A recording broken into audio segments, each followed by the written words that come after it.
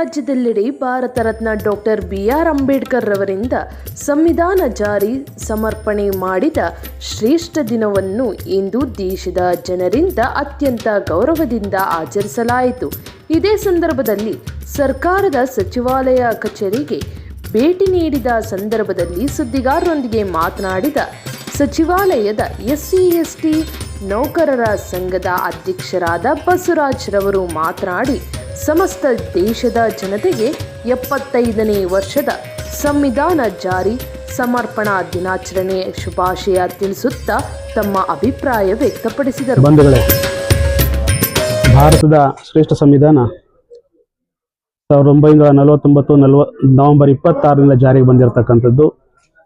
ಸಂವಿಧಾನದ ಮುಖ್ಯ ಆಶಯ ಸಮಾನತೆಯನ್ನು ಸಾಧನೆ ಮಾಡತಕ್ಕಂಥದ್ದು. ಸಮಾನತೆಯ ಜೊತೆಗೆ ದೇಶದ ಎಲ್ಲ ವರ್ಗದ ಜನತೆಗೆ ಸಮಾನ ಅವಕಾಶಗಳನ್ನು ಕಲ್ಪಿಸಿಕೊಡ್ತಕ್ಕಂಥದ್ದು. ಎಲ್ಲ ಧರ್ಮಗಳು, ಎಲ್ಲ ಜಾತಿಯ ಜನರು ಈ ದೇಶದಲ್ಲಿ ಬಾಳ್ಲಿಕ್ಕೆ ಅವಕಾಶ ಮಾಡಿರ್ತಕ್ಕಂಥ ಈ ದೇಶದ ಸಂವಿಧಾನ ಸರ್ವಶ್ರೇಷ್ಠವಾದ್ದು. ಇತ್ತೀಚಿನ ದಿನಗಳಲ್ಲಿ ಸಂವಿಧಾನವನ್ನ ಬದಲಾವಣೆ ಮಾಡಬೇಕು ಅಂತಕ್ಕಂಥ ಮಾತನ್ನ ಹೇಳ್ತಾ ಇದ್ದಾರೆ. ಅದು ಖಂಡಿತ ಒಪ್ಪಲಿಕ್ಕೆ ಸಾಧ್ಯವಿಲ್ಲ. ಈ ದೇಶದ ಸಂವಿಧಾನದ ಅಡಿ ಎಲ್ಲ ಸಮಸ್ಯೆಗಳನ್ನು ಪರಿಹಾರ ಮಾಡ್ಕೊಳ್ಳಿಕ್ಕೆ ಅವಕಾಶ ಇದೆ. ಈ ದೇಶದ ಸಂವಿಧಾನ ಅತ್ಯಂತ ಶ್ರೇಷ್ಠವಾದ್ದು. ಅತ್ಯಂತ ಎಲ್ಲ ವರ್ಗದ ಜನರ, ಎಲ್ಲ ಧರ್ಮದ, ಎಲ್ಲಾ ಹಕ್ಕುಗಳನ್ನ ಸಂರಕ್ಷಣೆ ಮಾಡ್ತಕ್ಕಂಥದಕ್ಕೆ ಅವಕಾಶ ಮಾಡಿಕೊಟ್ಟಿರ್ತಕ್ಕಂಥ ಏಕೈಕ ಸಂವಿಧಾನ ಅಂದ್ರೆ ಈ ದೇಶದ ಭಾರತದ ಸಂವಿಧಾನ ಅಂತ ಹೇಳಲಿಕ್ಕೆ ನಾನು ಬಯಸ್ತೇನೆ. ಹಾಗಾಗಿ ಈ ಸಂವಿಧಾನವನ್ನ ನಮಗೆ ಸಮರ್ಪಣೆ ಮಾಡಿದಂತ ದೇಶದ ಮಹಾನ್ ಚೇತನ ಡಾಕ್ಟರ್ BR ಅಂಬೇಡ್ಕರ್ ಅವರಿಗೆ ನಾನು ಈ ಸಂದರ್ಭದಲ್ಲಿ ಸ್ಮರಣೆ ಮಾಡಲಿಕ್ಕೆ ಬಯಸ್ತೇನೆ. ದೇಶದ ಸಂವಿಧಾನವನ್ನ 75 ವರ್ಷಗಳಿಂದ ನಿರ್ವಹಣೆ ಮಾಡ್ತಾ ಇದ್ರು ಕೂಡ ಕೆಳವರ್ಗದ ಜನತೆಯ ಆಶೋತ್ತರಗಳು 5% ಕೂಡ ರೀಚ್ ಆಗಿಲ್ಲ ಅಂತಕ್ಕಂಥದ್ದು ನನ್ನ ಭಾವನೆ. ಕಾರಣ ಇಷ್ಟೇ.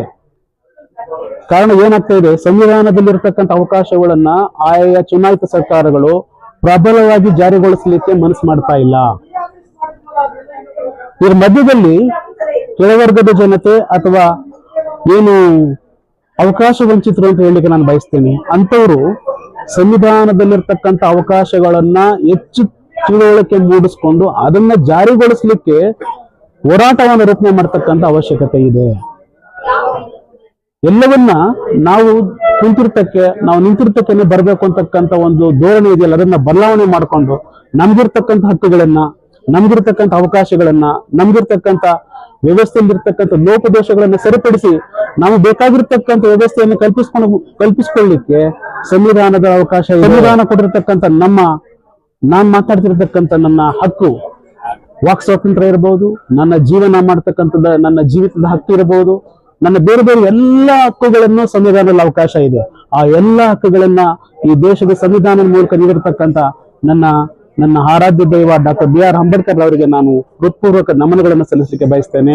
ಹಾಗೆ 75ನೇ ಸಂವಿಧಾನ ಜಾರಿಯಾದ ದಿನದ ಈ ಸಂದರ್ಭದಲ್ಲಿ ನಾಡಿನ, ರಾಷ್ಟ್ರದ ಎಲ್ಲ ಜನತೆಗೆ ಸಂವಿಧಾನದ ಹಬ್ಬದ ಶುಭಾಶಯಗಳನ್ನ ಹೇಳಲಿಕ್ಕೆ ಬಯಸ್ತೇನೆ. ಜೈ ಹಿಂದ್, ಜೈ ಭೀಮ್. ಬಸವರಾಜ್ ಅಂತ ಹೇಳಿ ನಾನು ಇಲ್ಲಿ ಸೆಕ್ಷನ್ ಆಫೀಸರ್ ಆಗಿದ್ದೇನೆ. ಜೊತೆಗೆ ಅಧ್ಯಕ್ಷರು ಕರ್ನಾಟಕ ರಾಜ್ಯ SC/ST ಸಚಿವಾಲಯ ನೌಕರ ಸಂಘದ ಅಧ್ಯಕ್ಷರ ಕೆಲಸ ಮಾಡ್ತಾ ಇದ್ದೇನೆ. ತಮ್ಮೆಲ್ಲರಿಗೂ ಕೂಡ ನಾನು ಸಂವಿಧಾನದ 75ನೇ ಜಾರಿ ಸಮರ್ಪಣಾ ದಿನಗಳನ್ನ ಶುಭಾಶಯಗಳನ್ನ ಹೇಳಲಿಕ್ಕೆ ಬಯಸ್ತಾ ಇದ್ದೇನೆ.